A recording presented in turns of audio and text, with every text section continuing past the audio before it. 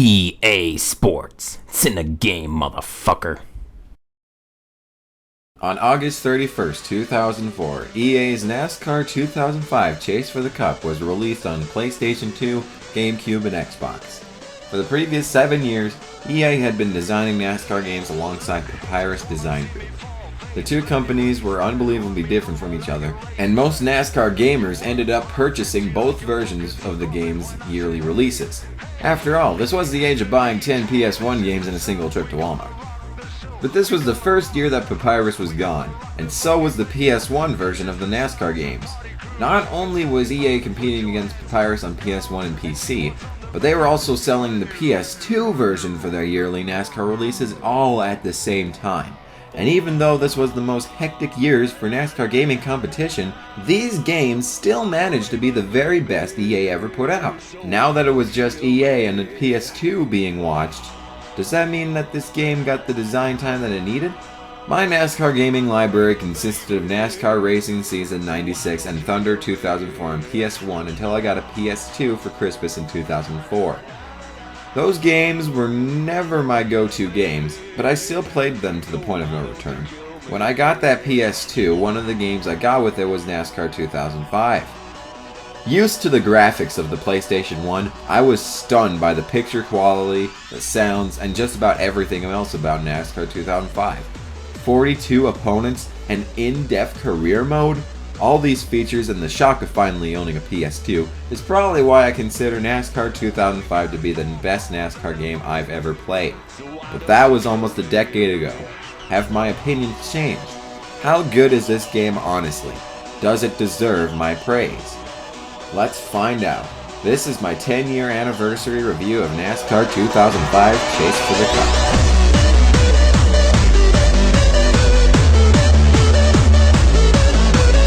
There are 6 categories that I grade games on: gameplay, graphics, sound, soundtrack, menus, and replayability. In this review, I'll analyze all 6 of these aspects to see exactly how well made NASCAR 2005 really is.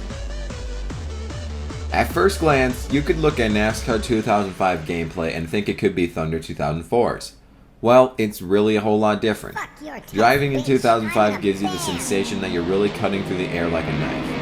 In 2004, the cars feel a lot larger, and often seem like you could throw your weight around the track and wreck someone just by bumping them. For me, being used to 10 years of 2005 and only a few months of 2004, I preferred 2005's feeling. Though I'm sure if I played 2004 first, I would have preferred 2004's feeling. Share Draft is a feature that returns from Thunder 2004. Utilizing this during a race will allow you to work with the other driver that you're drafting with, feeding off each other's draft, and increasing both your speeds. It's pretty much uniting the two cars as one. If one of the cars slows down, the other is likely to slow as well. A feature EA put in 2005 that is not present in 2004 is the Intimidator, obviously homage to Dale Earnhardt Sr. This is a drafting feature as well, but it's the complete opposite of Share Draft. Intimidator will allow you to, well, intimidate your opponents into making mistakes. Often while intimidating, your opponents will get loose in the corners or even wreck completely. The drivers don't take kindly when you use Intimidator. Remember how driving into opponents in 2004 would lose respect, eventually inclining that driver to be your rival? Well, that's what happens when you use Intimidator too long on opponents. What does it matter if a driver is an ally or a rival? If you maintain the draft well in Share Draft, the driver you share will positively be inclined to you on the track by earning respect. They will become allies if you earn enough respect. This is especially helpful if you're working your way up the track and an ally is ahead of you. You can choose to draft with them straight to the front of the pack, or if they respect you enough, they'll just move right out of the way, letting you cruise forward. But if you drive like a dumbass or use Intimidator on a driver for too long, they will become rivals, and this puts you in a great disadvantage on track. Not only will your agent harass you for weeks about how your rival was angry at you, which I'll explain more on later, but if a rival gets too close to you in a race, they will try to take you out. Depending on how much disrespect a driver has for you, the resulting collisions will vary.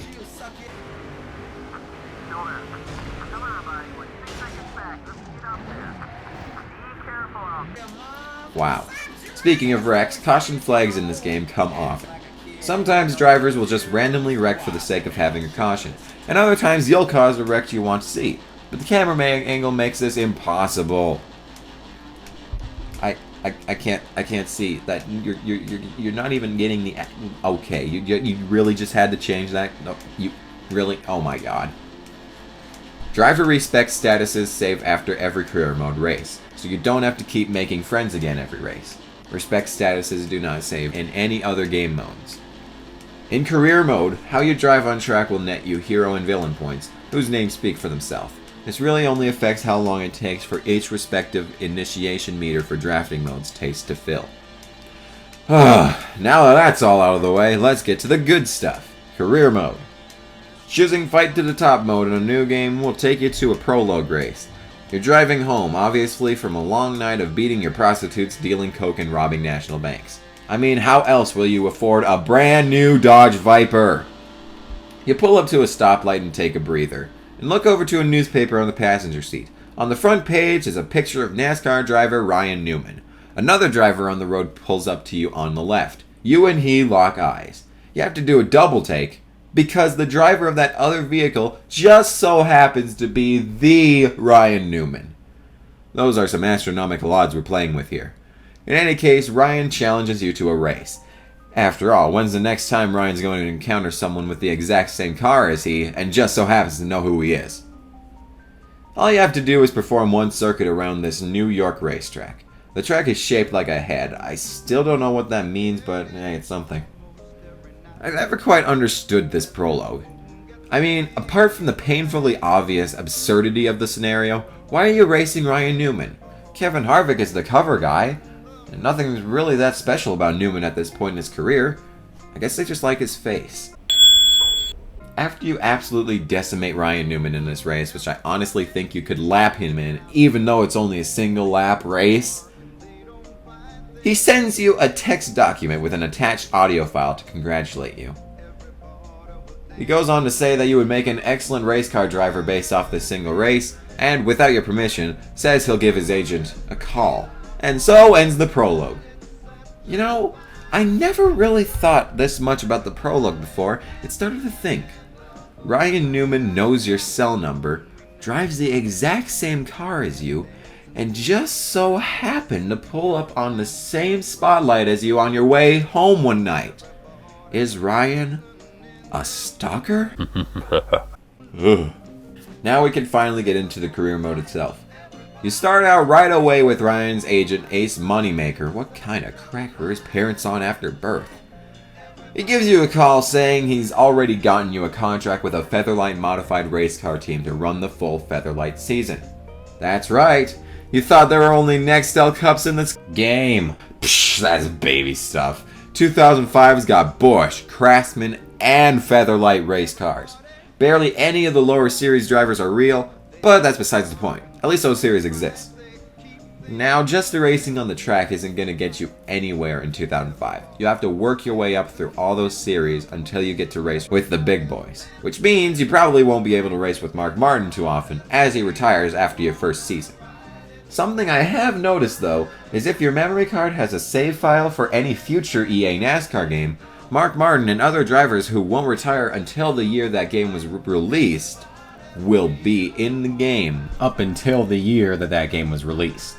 I've noticed that this only happens for Mark Martin only because I pay attention to his name since he's my favorite driver. I'm pretty certain it works for every other driver the game wants to kick out, but obviously I haven't noticed. So what we can gather from career mode is you win the prologue to get a contract and use that contract to race. Race well and you'll gain prestige points. These are your means of ranking up in the racing world. Gain enough prestige points and you can score the opportunity to test cars of higher series. You aren't automatically locked into a contract when you test, so you can continue to race in the lower series while building up contract opportunities for the next year. That's one way to go about this game. The other is to purchase race teams and field your own cars. You can upgrade your car's performance for a very steep price slope and your pit crew as well. You can also upgrade your crew chief skills here. I'm still not sure what exactly changes to this day, but if you do end up with purchasing a team, Ace will constantly call you in a fit of rage if you don't upgrade your crew. So if you plan on building a team from scratch, keep that in mind. Here's something else to keep in mind when purchasing a team. You can't sell it.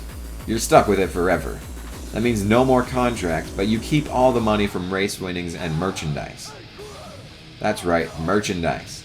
This includes keychains, hats, shirts, flags. That could have been a lot better than what the image shows. Die-cast cars, and bobbleheads.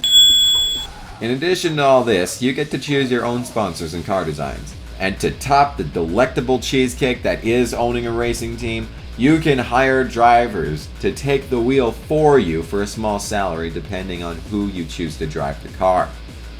With all these benefits from purchasing a team, why would you ever want to stay as a contract driver? Well, there's a whole problem with not being able to sell the teams, but this is fixed in future games. I'm not going to compare classic games with future games because it's hard to follow a precedent that hasn't been set yet. Plus, there's just the novelty to driving a real NASCAR car in career mode. Well, there are all the pros. Now let's finally get into the... While the AI are not complete idiots like an Inside Line, it doesn't help they're just as, if not more, of pushovers than the drivers in Inside Line. It doesn't matter the difficulty level you set, these guys are nothing. Difficulty levels only seem to affect how long it takes to share draft your way into other drivers' wet dreams. I mean, these guys are so easy to beat, I often find myself skipping qualifying and just starting at the back and working my way up to the front arcade style. There's also a problem with vibrations I've noticed. At complete random times, the controller vibrations will completely cut out and return at some other random time. This makes it difficult to judge if you're actually hitting the guy next to you, netting a huge respect decrease, or just getting really close. Career mode will first open to a menu to set the settings for your career. Choose wisely, because you can never change it afterwards. Yeah, something as simple as gameplay settings cannot be changed after your first selections.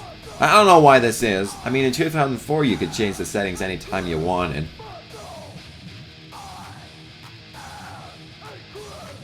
Not that it makes a difference in the end. But none of these are the worst part of the gameplay. Pit crews, just like Inside Line, are awful.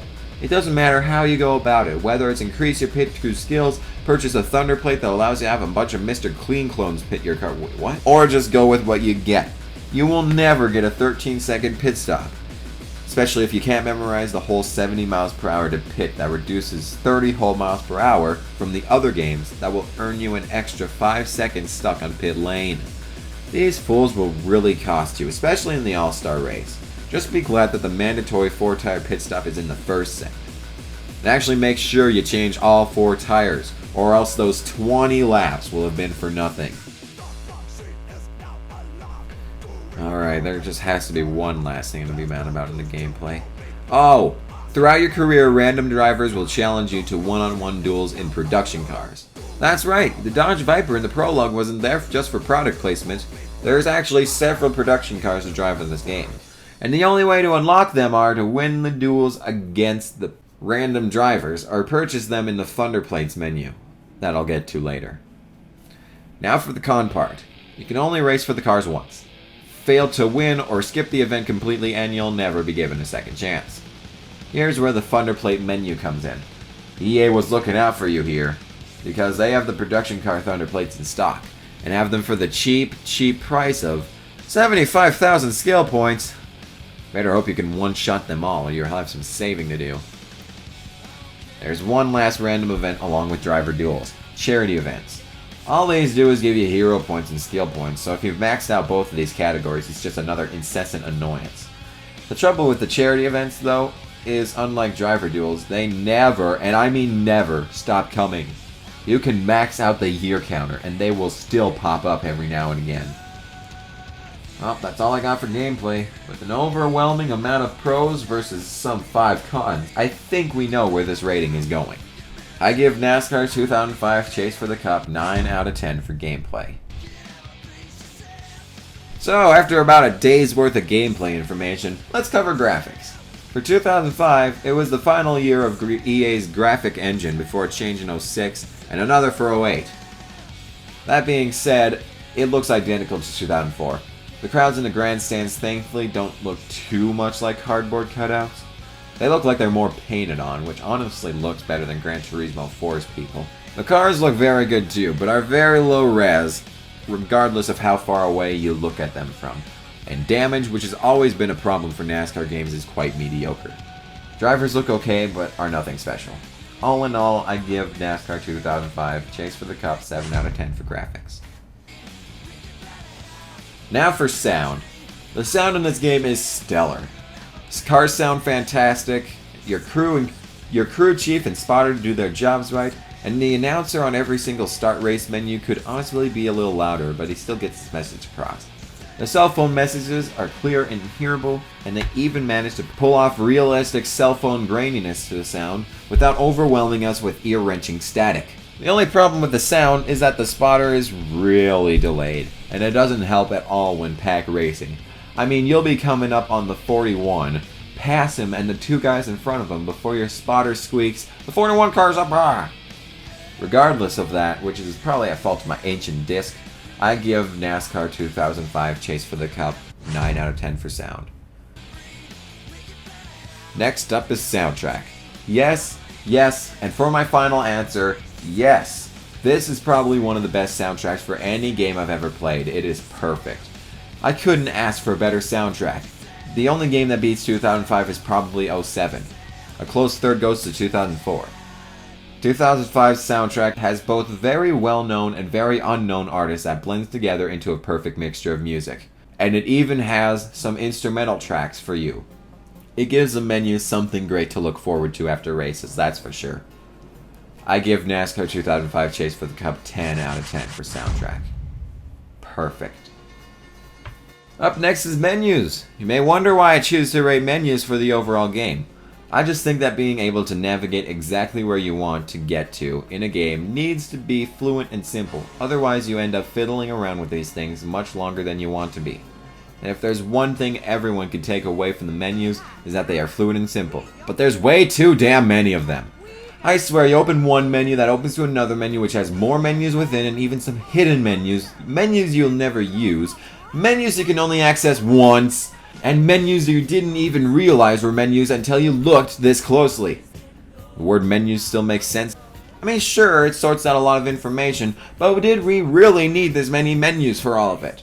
Couldn't we condense them all into the good old left and right trigger navigation menus? There are a few menus in particular I have problems with. Every mode menu. Within some of them you get to choose settings first, then move into more menus to finally getting to playing. If you change any settings and back out of the menu, the game autosaves. Why? What did we change that actually merits a game save? Now within some other menus, you're taken immediately to your final selection before gameplay, such as lightning challenges, which kick ass by the way, and dodge challenges, which totally isn't product placement. If you complete these challenges, you will be taken back to the menu they are contained with. But you must exit that menu before the game will autosave. This can be especially anal if you're distracted by having too much fun playing these missions you don't think to go back out and save. This happens in career mode too, but there it is much worse. Sometimes your game will crash when entering a race, and if you didn't back out to save, your previous 20 minutes of racing is history. One other thing that irks me about the menus is that the season end menu is so laggy and slow that it crashes my game after the final race of every year.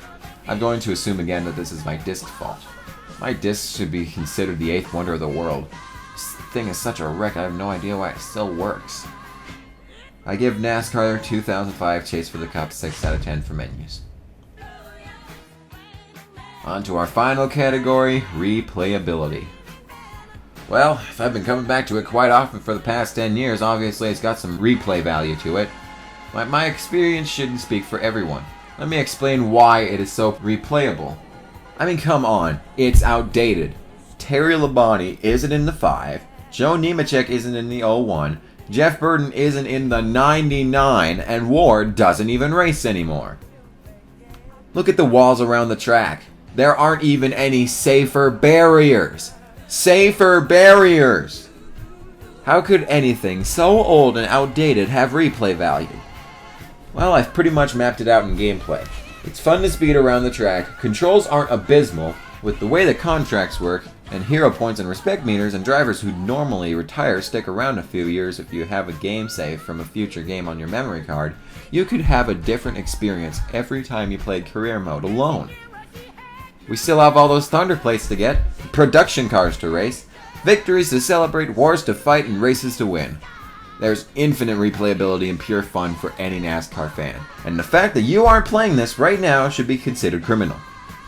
I give NASCAR 2005 Chase for the Cup 10 out of 10 for replayability.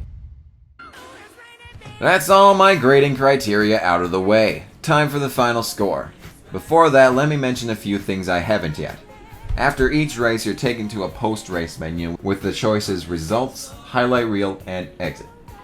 Results is a very useful menu that maps out everything from the race results you could possibly want to know. Everywhere from the driver's starting positions to laps led and points earned, even the length of the race and the margin of victory. It's very useful for tracking the stats of drivers you're racing against in the point standings. Highlight Reel in this game is the best it will ever get. You get 5 different short clips to watch from the race, including wrecks, power moves, and the grand finish. The only problem with the highlight reel is that it faces the same issues of the caution camera. You have to get really lucky to get a good shot of that 1/1000th of a second finish. Sometimes you can back out of the highlight reel section just to get better angles, and you'll have to peek through the text to see it. There's a list of skill point challenges, which is just a list of racing achievements that count towards skill points and 100% completion. To 100% this game, purchase all Thunder plates. That's it. There's a NASCAR 101 section with informative videos that spell out everything I said in the gameplay section of this review. At any time you can select to replay the prologue and whoop Ryan Newman all over again. And the last things are 2 race modes. One is season mode, which is exactly what you'd expect it to be. Pick a driver, select season length, pick the races, and get to driving. The other is Chase for the Cup mode, where you set up a chase driving field for the last 10 races of the season. You can pick any racer in the game for those spots, so pick as absurd of choices as you want. Now for the final score. Keep in mind, this is my opinion and personal experience I've taken from the game. Your game may be broken and wrong if you have any different experiences. After grading the game over the 6 categories, I have come up with the final score of 9 out of 10. It has definitely aged well and deserves all the points given to it. I have been playing this game for all the 10 years it's been out and haven't regretted a second of it. The entire game is masterful work, except of course for the crew chief's delayed information, the never-ending gauntlet of menus, and of course, the freezing. That is not to say that I think NASCAR 2005 is mediocre with a 9 out of 10 score. I just think it was better back in the day. Looking at everything this closely now, I see the faults and I see issues that I never saw before. Nevertheless, I will continue to happily play this game until my prehistoric disc finally snaps. Thank you all so much for watching my 10th anniversary review for NASCAR 2005 Chase for the Cup. This has been...